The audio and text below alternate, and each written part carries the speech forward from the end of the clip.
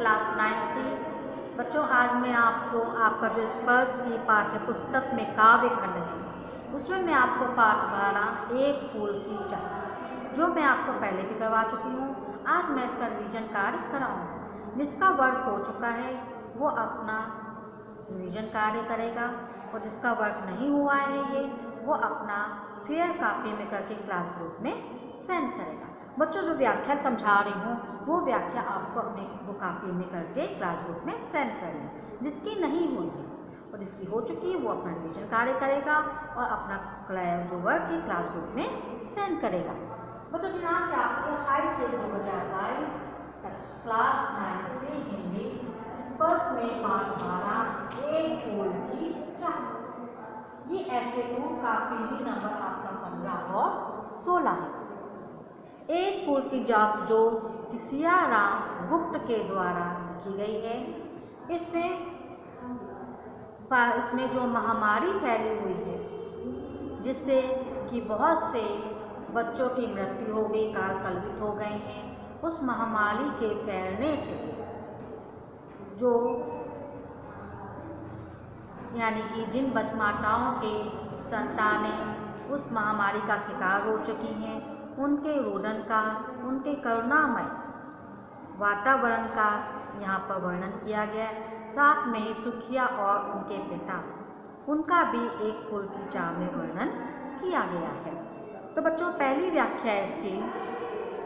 उद्वेलित कर असुरासियाँ हृदय चिताएं धधकाकर महामारी प्रचंड हो फैल रही थी इधर। कहते हैं कि जो महामारी फैली हुई थी वो अपना विकराल रूप धारण कर चुकी थी और उस महामारी से जगह जगह से रोने की आवाज़ें आ रही थीं, क्योंकि जिन संतानों को यानी जिन माताओं की संतानों को महामारी निगल चुकी थी उनकी आंखों से आंसू की झड़ी बनकर फूट पड़ी थी और किसी अन्य बच्चे के मरने की खबर सुनकर उनका हृदय का दुख धड़क उठा था, यानी उनके हृदय का दुख तीव्र हो गया था और महामारी प्रचंड रूप से बढ़ती ही जा रही। शीर्ण कंठ मृतवत्साओं का करुण रुदन दुदांत निदान भरे हुए था निज प्रसरों में हाहाकार आवाज। कहते हैं कि जिन माताओं की संतानें उस महामारी का शिकार हो गई थी उनका रोते रोते बुरा हाल हो गया था। उनका गला रोने के कारण रुंध गया था, उनके मुंह से आवाज़ भी नहीं निकल रही थी, उनके दुख की कोई भी सीमा नहीं थी और उनके रोने से जो वहाँ का वातावरण था वह बहुत ही करुणामय हो गया। दूसरी व्याख्या है। बहुत रोकता था सुखिया को ना जा खेलने को बाहर, नहीं खेलना रुकता उसका, नहीं ठहरती वह पल भर। मेरा हृदय कांप उठता था, बाहर गई निहार उसे, यही मानता था कि बचा लूँ किस भांति इस बार। कवि कहता है कि यहाँ पर जो सुखिया है उसके पिता, सुखिया एक लड़की है 8 साल की, जो उसके पिता है वो कहते हैं कि इस महामारी के फैलने से मैं अपनी बच्ची सुखिया को बाहर खेलने जाने के लिए बहुत रोकता था, परंतु वह मेरी एक बार भी बात नहीं मानती थी और बाहर खेलने के लिए चली जाती थी। उसे बाहर जाता देख मेरा हृदय कांप उठता था और मैं यही मानता था कि किसी भी तरह मैं इस अपनी बच्ची सुखिया को इस महामारी से बचा सकूं। तीसरी व्याख्या है। भीतर जो डर रहा सिपाही हाय वही बाहर आया, एक दिवस सुखिया के तनु को ताप तप्त मैंने पाया। ज्वर में विहर हो बोली वह, क्या जानूं किस डर से डर, मुझको देवी के प्रसाद का एक फूल हिला कर। सुखिया के पिता कहता है कि जिस बात का मुझे डर था आखिर वही हुआ। मैंने देखा कि एक दिन सुखिया का जो तन है, शरीर है, वह बुखार से तप रहा और वह बुखार से बेहद होकर बोले, मुझे पता नहीं मैं किस भय से भयभीत हूँ। अपने पिता से कहती है कि आप मुझे उस मंदिर से उस देवी के प्रसाद के रूप में एक फूल लाकर मुझे दे दो। उस फूल को पाकर मैं शीघ्र ही ठीक हो जाऊँगी।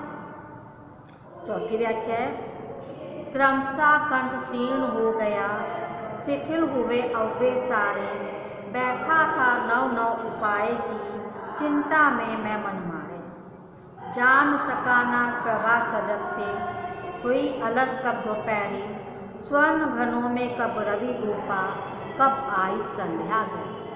कवि कहता है कि रोते रोते जो यानी कि उस बुखार से उस सुखिया का गला क्षीण हो गया था, कमज़ोर हो गया था, वो उसके शरीर के सारे अंग शिथिल हो गए थे। मैं इस चिंता में डूबा हुआ था कि क्या उपाय करूं जिससे मेरी बेटी सुखिया ठीक हो सके।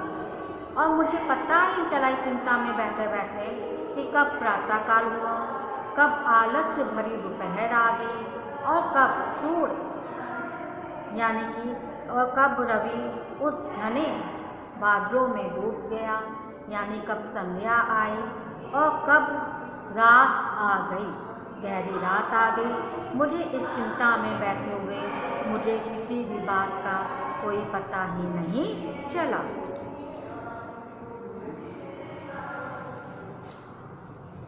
छठवां आपका पांचवा है, सभी और दिखलाई दी बस अंधकार की ही छाया, छोटी सी बच्ची को ग्रसने कितना बड़ा तिमिर आया।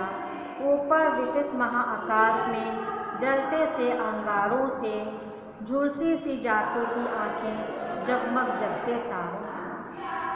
कवि कहता है कि सब और मुझे अंधकार ही अंधकार दिखाई दे रहा था। ऐसा लगता था कि कोई काल, इतना बड़ा अंधकार यानी कि काल मेरी बच्ची को धंसने के लिए या मेरी बच्ची को निगलने के लिए आ गया। और उस समय उस विशाल महाआकाश में अनेक तारे झिलमिला रहे थे, टिमटिमा रहे थे, जो मन को आनंद प्रदान करते हैं, परंतु अंधकार में रात में वही तारे किसी अंगारे की तरह मेरी आंखों को झुलसा रहे थे, क्योंकि मुझे सुखिया के बीमार होने के कारण इतना चिंता में डूबा हुआ था, तो मुझे कुछ भी अच्छा नहीं लगा। छठवीं व्याख्या आपकी, देख रहा था जो सुस्थिर हो, नहीं बैठती थी क्षण भर, हाय वही चुपचाप पड़ी थी, अतल शांति सी धारण कर। सुनना वही चाहता था मैं, उसे स्वयं ही उकसाकर मुझको देवी के प्रसाद का एक फूल हिलाकर। कवि कहता कि जो सुखिया जो एक पल भर के लिए भी स्थिर नहीं रहती थी, चहल पहल करती रहती, घूमती रहती थी, वही आज मौन धारण कर चुपचाप लेटी हुई है। मैं जो पहले वो हंसती बोलती थी, वही मैं पहले की तरह उसके मुंह से सुनना चाहता था, परंतु फिर भी उकसाकर मैंने उससे पूछा, तो उसने कहा कि मुझे उस देवी के मंदिर का प्रसाद के रूप में एक फूल लाकर मुझे दे दो। उसके बाद आपके साथ में है, ऊंचे सैद शिखर के ऊपर मंदिर था विस्तीर्ण विशाल, स्वर्ण कलश सरसिर विहसित थे, पाकर समृद्ध कवि। कहते कि वो जो मंदिर था वह एक बहुत ही उस पर्वत शिखर पर था।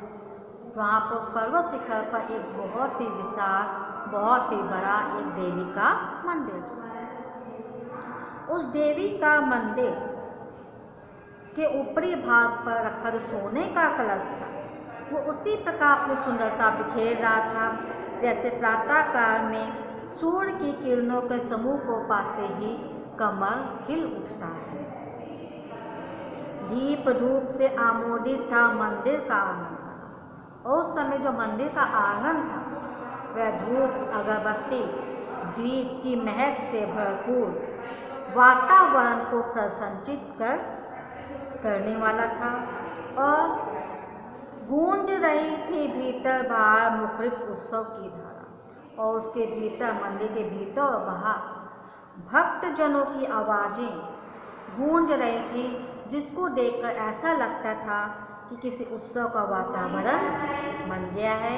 अर्थात कहने का प्राय है कि उस समय मंदिर का वातावरण बहुत ही मनोरम लग रहा था। 8वीं व्याख्या है, भक्त वृद्ध मृदु मधुर कंठ से गाते थे संभक्ति मृदुमय, पतित तारणी पाप हारणी माता तेरी जय जयकार। कहते हैं उस समय उस मंदिर में जो भक्तगण थे वे अपनी मधुर आवाज़ से भक्ति के गीत गा रहे थे, और वो गीत ये थे कि हे पापियों के पापों को टालने वाली, पापियों का उद्धार करने वाली, हे माता तेरी जय जय, पतित तारणी तेरी जय जय मेरे मुख से भी निकला। उन भक्त गुरजनों के गीत को सुनकर मेरे मुख से भी निकल गया, हे पापियों के पापों को टालने वाली, पापियों का उद्धार करने वाली, माता तेरी जय जय हो। बिना बड़े ही मैं आगे को जाने किस भल से ढीला। कहते हैं कि कवि जो सुखिया के पिता वो कहते हैं कि वह कहते हुए वे बिना आगे को बड़े ही अपने आप आगे पहुंच गया। अर्थात ऐसा लग रहा था किसी अदृश्य शक्ति ने उसे धक्का देकर उस देवी के सामने पहुंचा दिया। तो बच्चों ये थी आपकी एक व्याख्या जो पहले भी आप लोग लिख चुके हैं, परंतु जिनका हो चुका है वह वो अपना रिविजन कार्य करें, जिनका नहीं वो अपनी फेयर कॉपी में करके क्लासबुक में सेंड करें। इसकी आपको संदर्भ सहित व्याख्या आपको कॉपी में करनी है। अगर कोई समस्या हो तो आप उससे पूछ सकते हैं। नमस्कार।